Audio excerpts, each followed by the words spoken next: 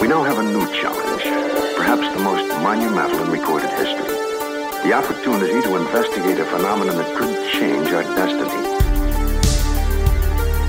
A look at ourselves 1,000 years in the future. We're going to examine and perhaps question some widely held theories of what may have happened to this Earth of ours. We're going to investigate some strange and bizarre events in the present, unbelievable happenings as fresh as today's headlines. And more important, perhaps, we're going to take a searching and scientific look into the future. We're reaching more and more out into space.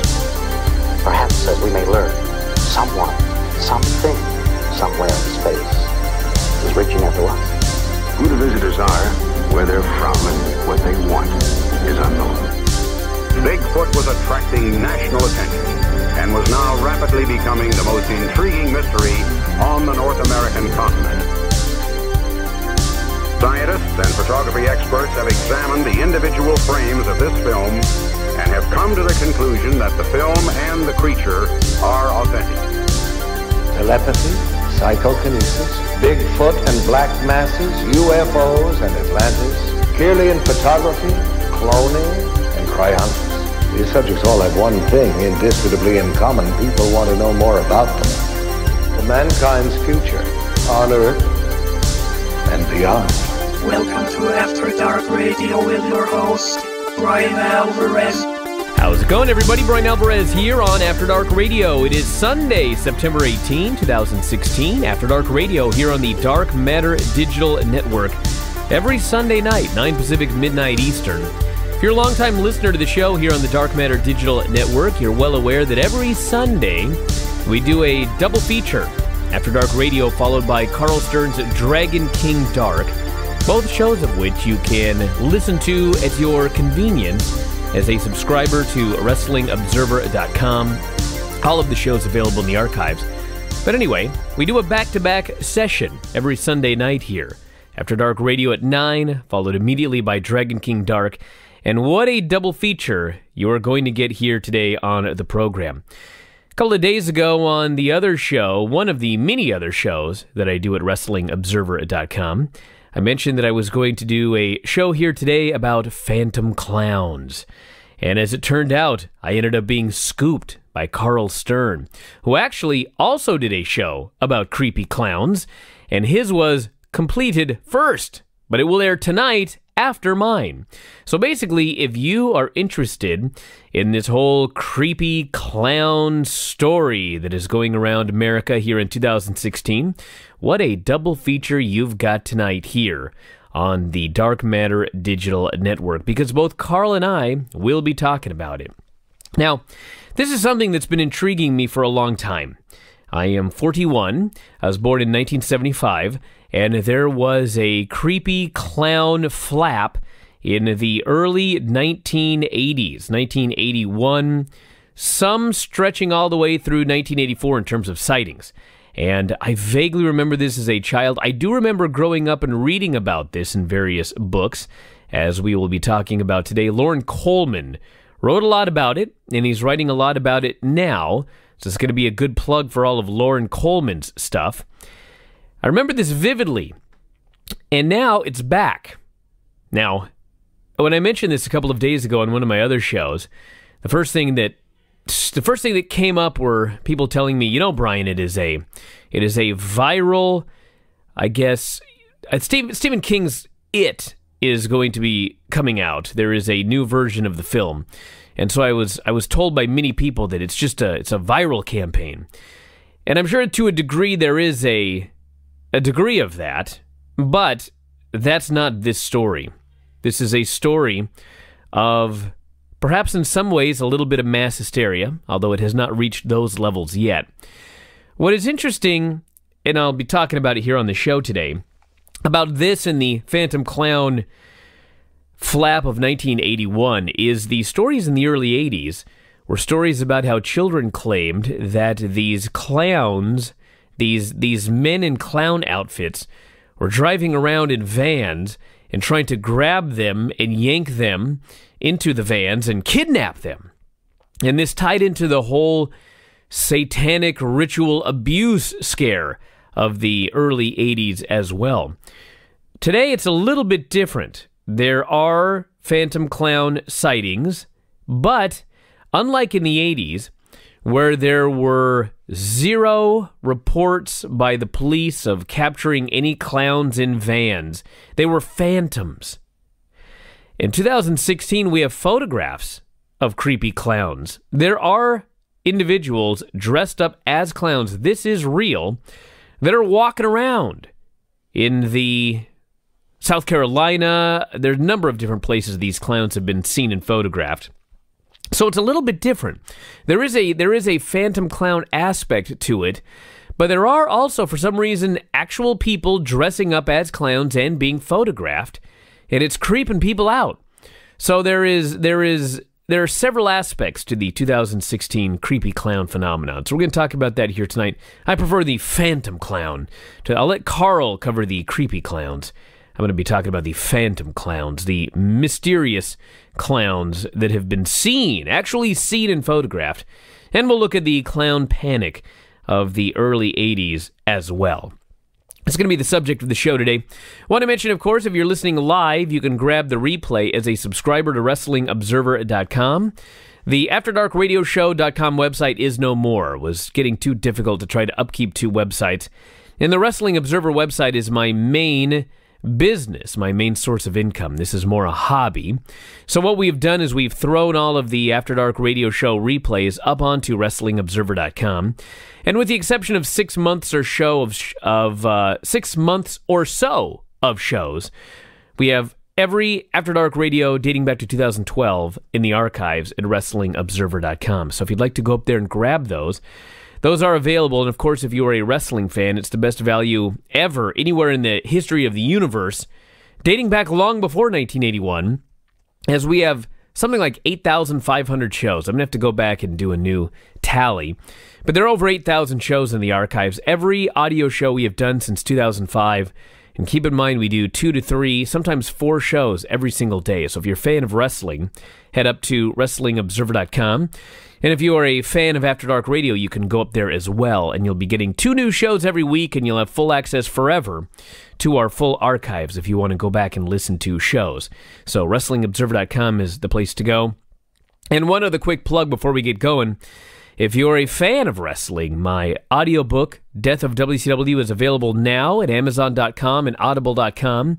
If you'd like to hear the dulcet tones of my voice for 15 straight hours, you can go grab the Death of WCW audiobook, and away you go. Those of you that love the book, the audiobook is now available. I did the narration, so head up there to Amazon.com or Audible and check that out. If you'd like to contact me, Brian, at AfterDarkRadioShow.com, works for this program.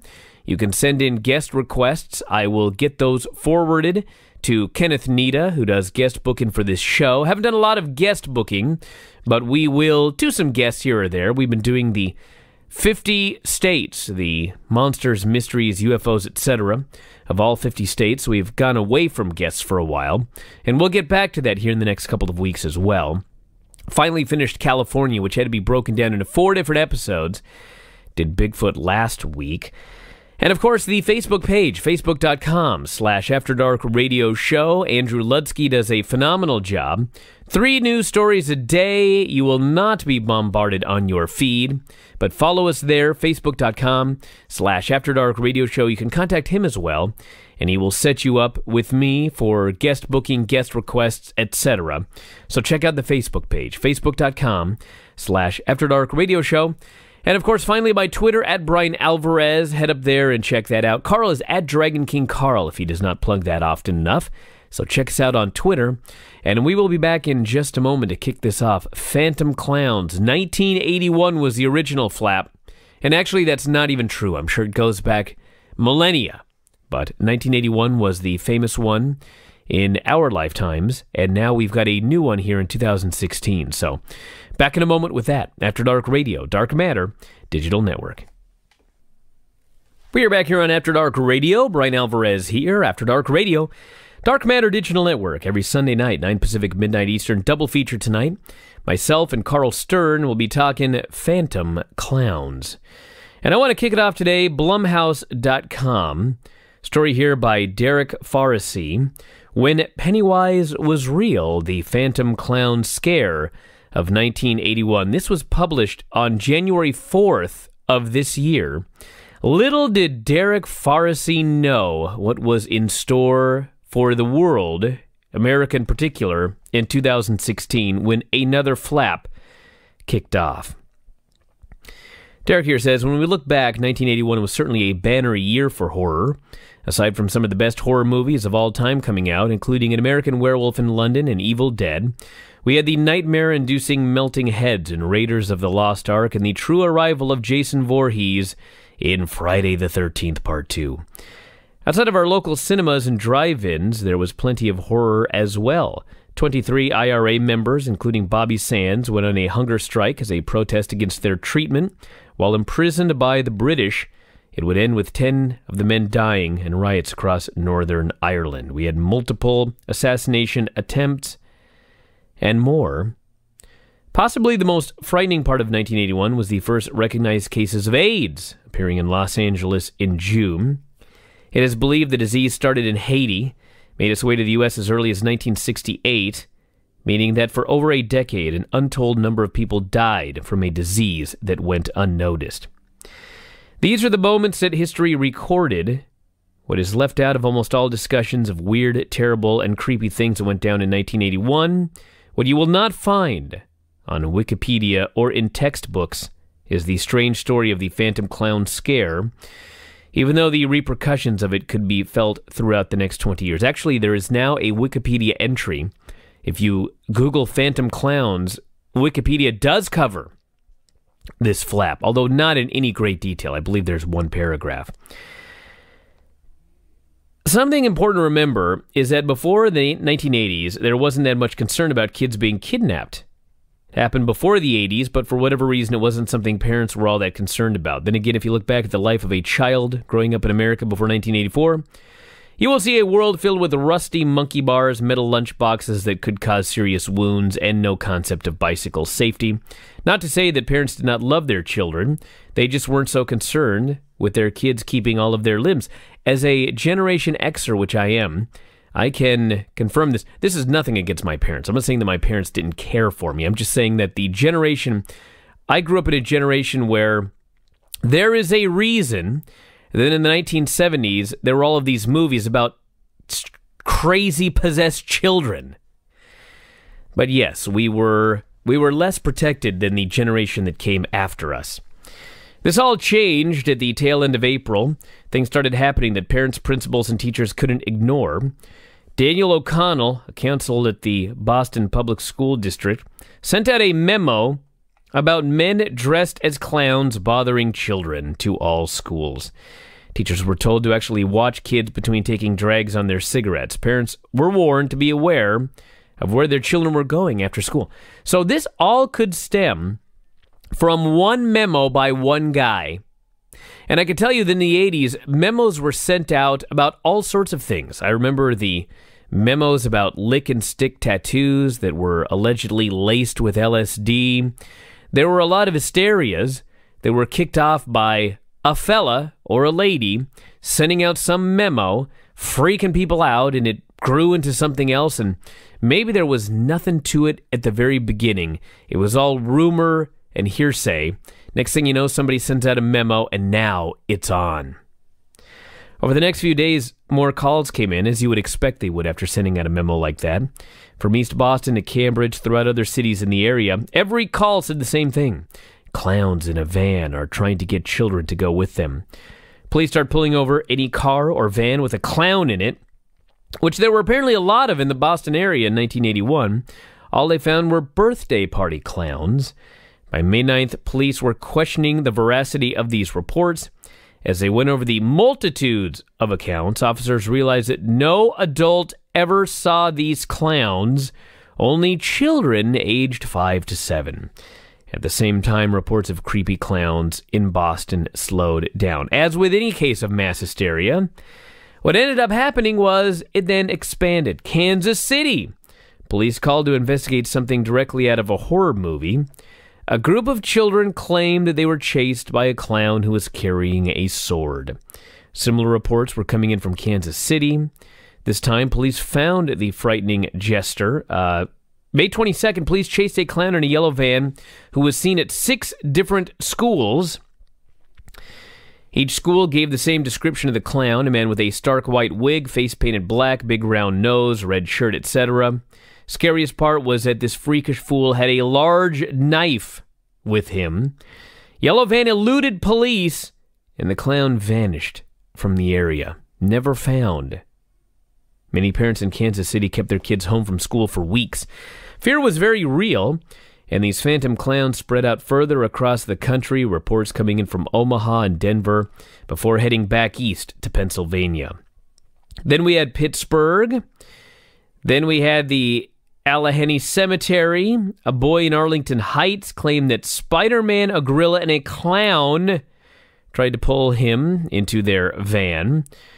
And finally, Loren Coleman, a university professor who had a long-standing interest in cryptozoology, started putting the stories together, which he collected in his book, Mysterious America, which is still available, I believe, now on Amazon.com in a Kindle format. I do recommend you check it out. It's a great book. Everything you want to know about the 1981 creepy clown flap is in that book. Wisconsin, last week of March, a vampire stalked teens in the Graceland Cemetery. Unlike the vast majority of clowns, Bloodsucker was spotted by local police who described him as being large with his face painted white and wearing a cape. Officer John Pepper claimed the suspect jumped over a 6-foot barbed wire fence. As 1981 came to a close, the reports of phantom clowns faded away. Everyone pretty much forgot about it. England would have a similar problem later on, but with phantom social workers instead of clowns. It is likely, it says here, that child abduction fears possessed America, started with the clowns, and away we go. Satanists, some thought, were taking kids to sacrifice to the evil warlord. By the time Stephen King published It in 1986, the Phantom Clown Scare of 1981 was all but forgotten. And it notes here that there are other stories all the way dating to 2014. Talks about a 2008 story here. Basically, this article is a good capsule look at what happened in the 1980s, but does not even begin to delve into everything that has happened this year. We've got another flap on our hands, and it is similar but different. I want to get into this here first before we get into the modern day sightings. Atlas Obscura talked to Loren Coleman, and I know that Loren Coleman, he did an interview and he was not thrilled with it because I guess they claimed that he blamed this all on Trump. I'll just read this right here. Why clowns? Why now? What's going to happen next? Atlas Obscura spoke with cryptozoologist Loren Coleman, perhaps the world's foremost authority on mysterious clowns, about the latest outbreak. Spoiler, he blames old wounds, sad journalists, and the real clown, Donald Trump. Now, Loren Coleman claims he's not blaming Donald Trump, but I want to get that out of the way here. On May 6th of 1981, police received a report that 1 or 2 men wearing clown outfits were driving a candy-laden van near Brookline's Longwood School in Boston. The next day, a similar report came from the Franklin Park Horseshoe Playing Grounds, though this man reportedly had only a half-clown suit on and was naked from the waist down. According to a Boston Globe article entitled Pupils Ward of Clowns, the school district's investigative counselor quickly issued a memo instructing students to, quote, stay away from strangers, especially ones dressed as clowns.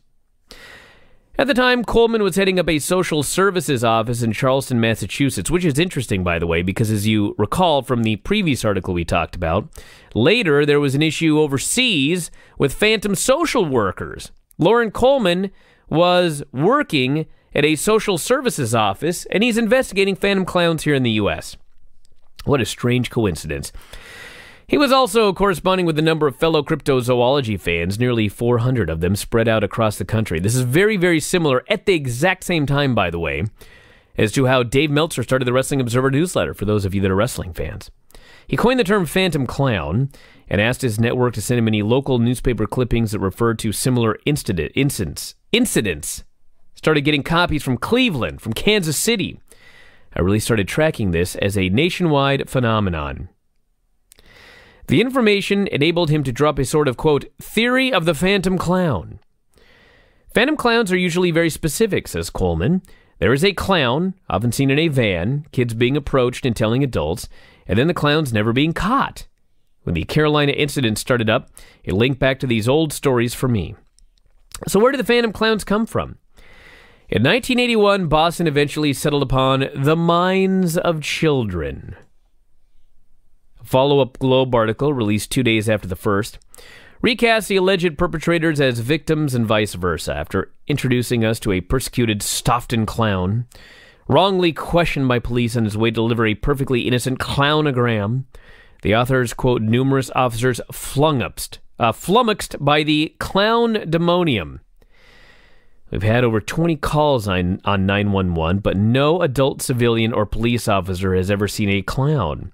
It's as if someone's idea of a joke. It's a sick joke. Actually, according to the other article, there were alleged sightings of clowns, or at least the clown van by police officers.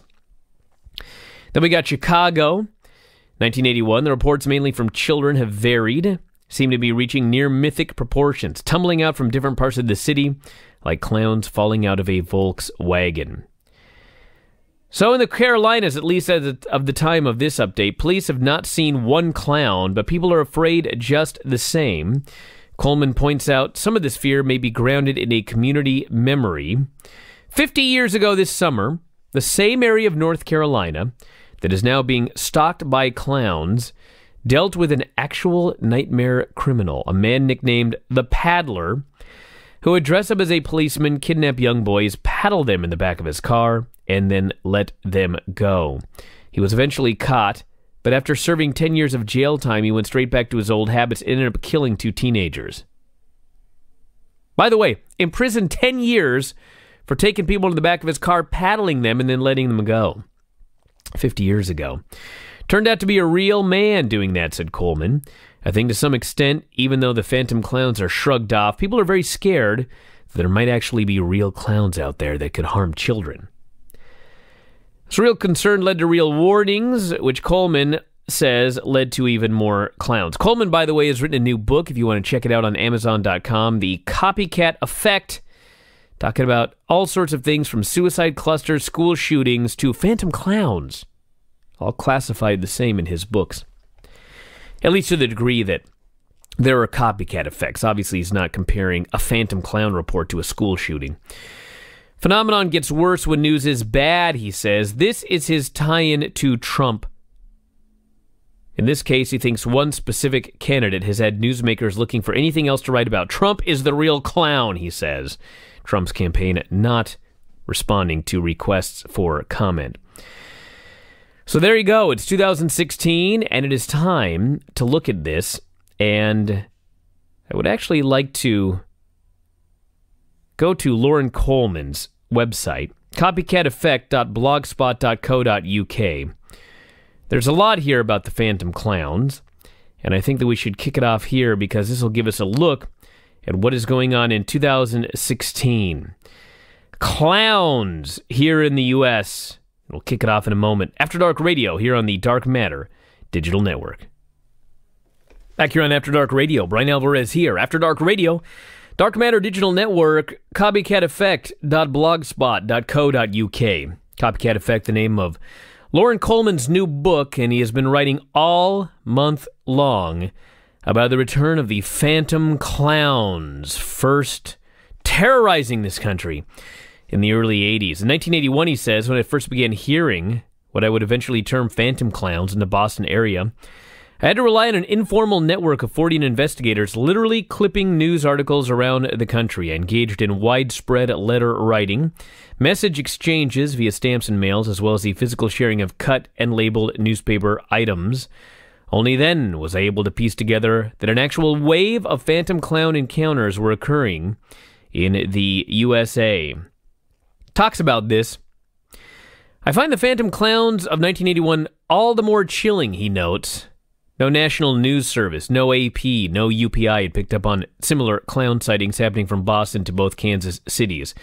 It was only a locally published story in various unconnected newspapers around the nation that led me to discover that phantom clowns were popping up all over.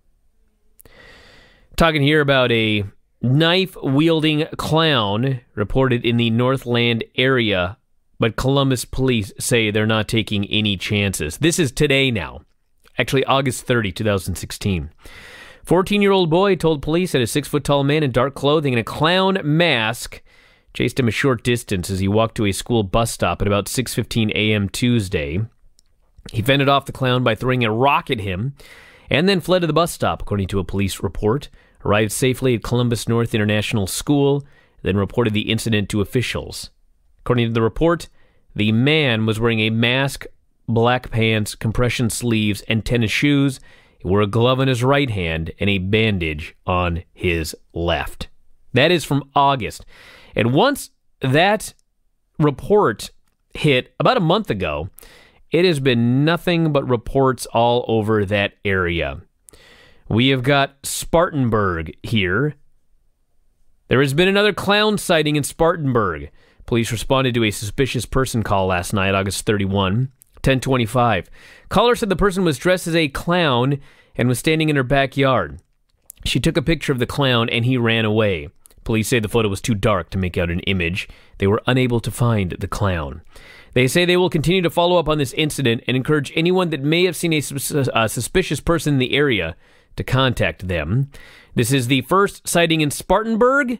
There have been 4 more in Greenville.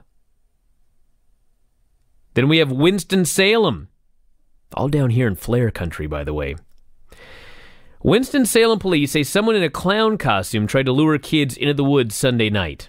The clown was described as wearing white overalls, white gloves, red shoes with red bushy hair, a white face, and a red nose.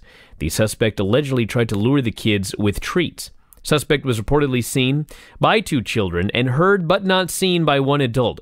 What does that mean? Was he honking his nose and the adult heard him? Suspect fled the area when officers arrived. Second clown sighting happened just after midnight. Officers attempted to locate the suspect, but were unsuccessful. Both spots where clowns were reported are in very residential areas near parks and woods. We have got more. Now we move to the Piedmont Triad area. Tuesday, September 6th. By the way, all of these that I've reported now have been taking place within a 1-week span. Which is something, by the way, that I want to talk about. As we go back to what he was talking about in 1981, there was no AP reports of phantom clowns, no UPI, which was another one of those press lines. AP, Associated Press, UPI was United Press International, I believe. The Wire, as they called him. What's interesting about it is, nowadays, because of the internet, a flap can be set off so easily. You do one phantom cloud report, phantom clown, it ends up on your Facebook timeline. Next thing you know, you got phantom clown reports everywhere. Back then, it was all word of mouth, which was why I always loved those books by Jan Harold Brunvand, where he would talk about the urban legends of the 50s, 60s, 70s, and 80s. And all of these, of course, were spread by word of mouth. Occasionally, there would be a newspaper article, but your newspaper was your local newspaper. Unless something was in the New York Times, for example, or a Los Angeles Times, or some major national newspaper. I mean, all of these were local news stories, and of course, you'd have a localized flap, but it would be a little more difficult to spread outside of a specific area. But these urban legends, word of mouth, it's a fascinating thing to study because a story like the Phantom Hitchhiker, there are Phantom Hitchhiker stories all over America, and it was all spread by word of mouth. And it was interesting because if you've ever played the game Telephone, you get a bunch of people, and one person gives the person next to them a message, then that person relays it to the next person, then that person relays it to the next person. By the time you get back to the original person, it's nothing like the original thing that he just noted. Telephone, the story gets butchered in translation. Not really the case with urban legends. There would be some changes, but the general gist of the story would always remain the same in all of these different areas. It's a fascinating thing to study. And it is interesting that the Phantom Clown flap occurred in the early 80s with no internet, or really solely by word of mouth. A hysteria popped up via word of mouth. And here we are in 2016. The same thing is happening, though, via different means, the internet. And now, podcasts such as this one. Piedmont Triad. Sighting occurred at the park at Oak Ridge Apartments. This is September 6th, off Old Oak Ridge Road. A man said he saw a clown near the wooded area behind the complex. Chris Bass told WGHP he lives at the complex with his wife and 2 children. He was on his balcony where he spotted a man in a white mask, red curly hair, and blue pants in the wooded area. Bass tried to chase the clown, but could not catch him. He called his actions his fatherly instinct. Why might local law enforcers be taking the reports of clowns trying to lure kids into the woods so seriously? Could it have been the 50th anniversary of some horrible event that happened in this area, which, of course, we talked about earlier, the Paddler? Here is the story of the Paddler. By mid-May of 1966, 5 boys had fallen prey to the Paddler. Thanks to an officer with a keen eye, police got their man on May 19, 1966, only 5 days after he'd assaulted Thomasville teenager Jerry Hazel. The break came when a Winston-Salem police officer saw the composite drawing of the suspect, recognized him as someone he'd encountered before. I've always been fascinated by that, by the way. If you've ever seen these composite drawings of suspects, I always look at them and I think, that looks like no one. That's like a horribly drawn pencil sketch of no one, or it could be anybody. But I was told by a police officer who I interviewed once that you would be stunned how many of these drawings, which look so primitive and horrible and inaccurate, actually capture suspects. Anyway, they found this guy. He was a 25-year-old truck driver, George Kent Wallace, a.k.a. the Paddler. He was charged with impersonating a police officer, kidnapping, and assault with a deadly weapon on a minor. Could have sworn it was just a paddle.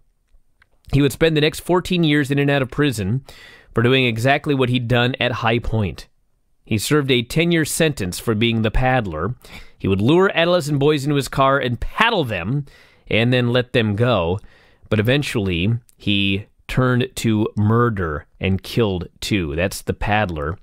Same area of the country. And Lauren Coleman thinks there may be something to this. A memory that is now leading to a hysteria. So we got more here. There's a lot written, by the way.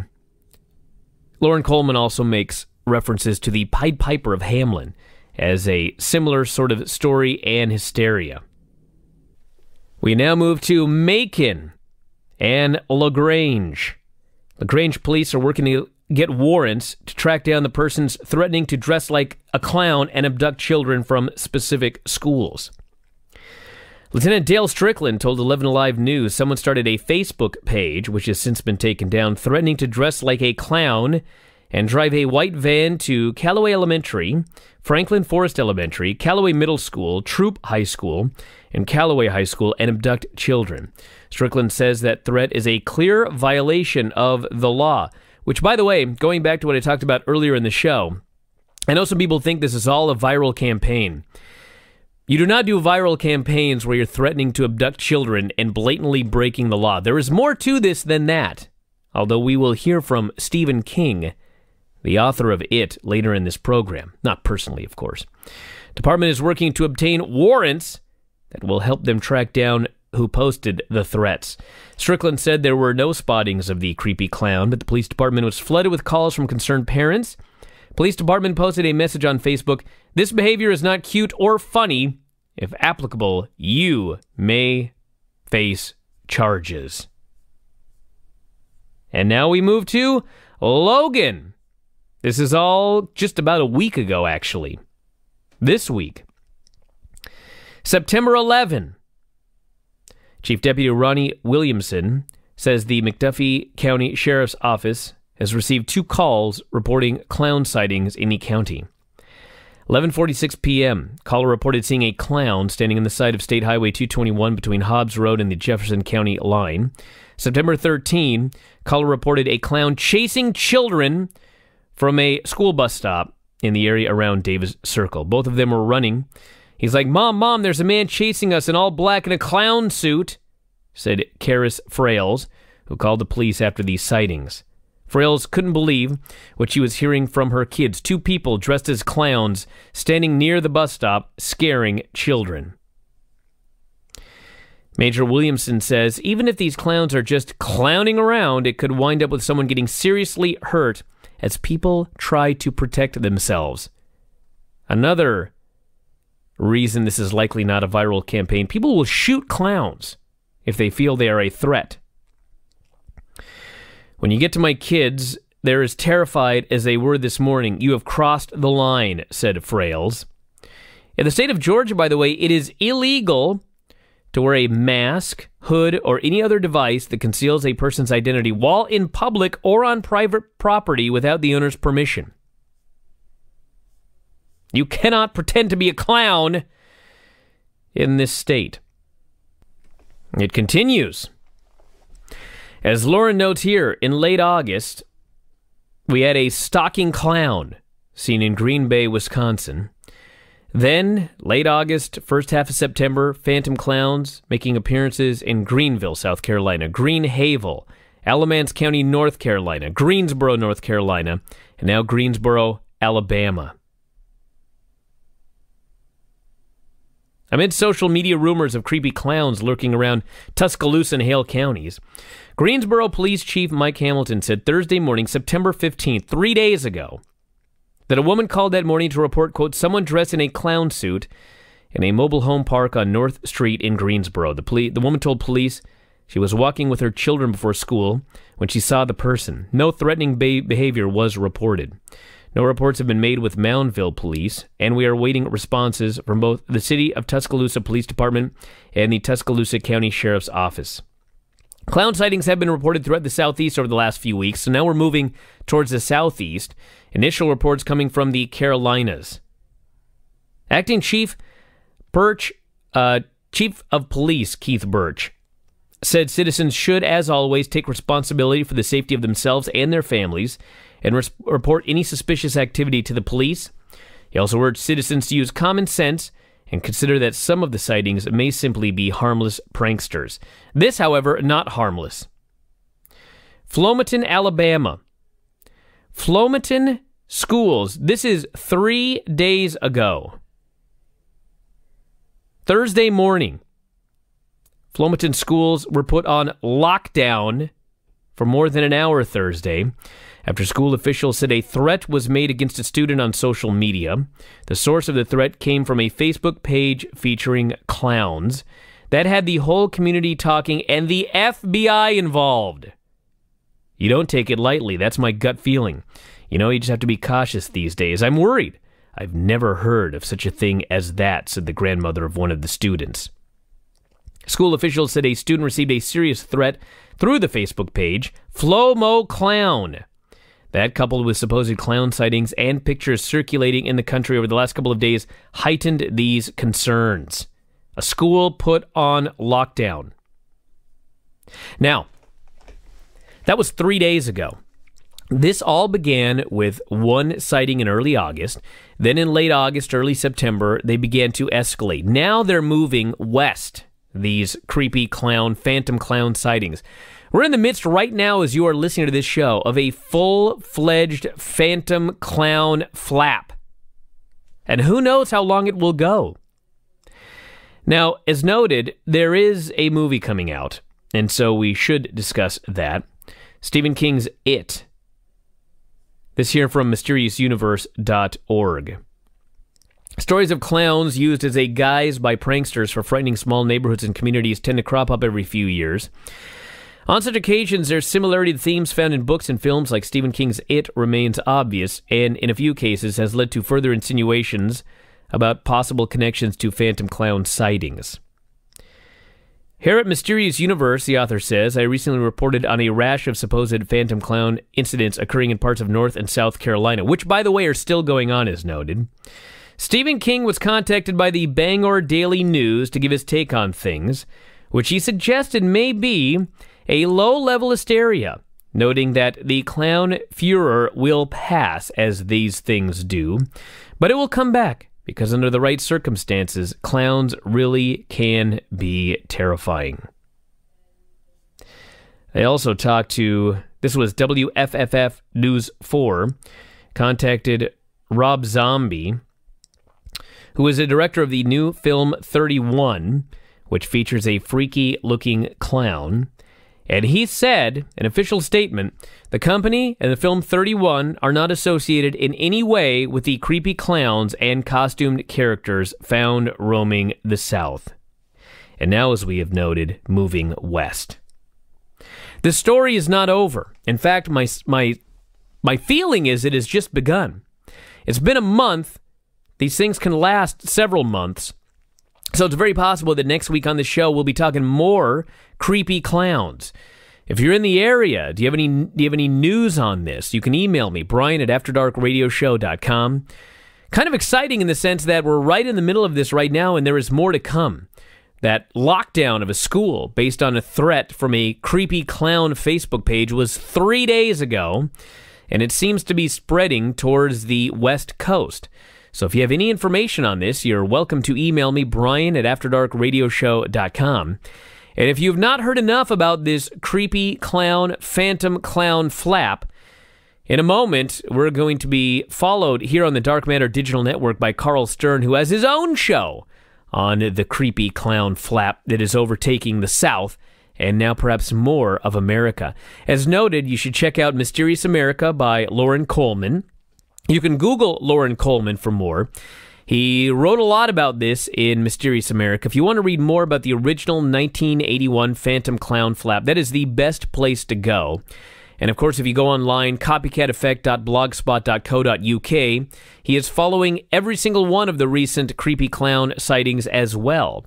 So something to check out there, maybe not in the middle of the night. I want to thank everybody for listening today. We are out of time. We're going to wrap it up. We will be back next week, maybe continuing our journey through the 50 states, monsters, mysteries, and maybe phantom clowns of all 50 states. If not, we'll be talking about creepy clowns again if this flap escalates. It's very, very interesting. You can follow more on the Anomalist as well, anomalist.com. Suggest you go up there and check that out. I tried to get Loren Coleman on the show, but I would bet he is inundated with interview requests, so I don't know if that's going to happen, but if Kenneth can set it up, I'd love to have Loren Coleman on the show talking about it. But a lot of stuff, so check it out, everybody, and don't forget, in a moment, Carl Stern's Dragon King Dark following us here on the Dark Matter Digital Network. I want to thank everybody at the Dark Matter Digital Network. Keith Rowland doing a great job keeping the ball rolling. All of the great programming that you can listen to every day. It is free, the Dark Matter Digital Network on TuneIn Radio. Just grab TuneIn and search for Dark Matter Digital. You can listen to Paranormal Radio 24/7 all throughout the week, including our show, Sunday nights at 9 Pacific, midnight Eastern. Spread the word, everybody. That is it from here. I want to thank you all for listening. We'll talk to you again next time, After Dark Radio, here on the Dark Matter Digital Network.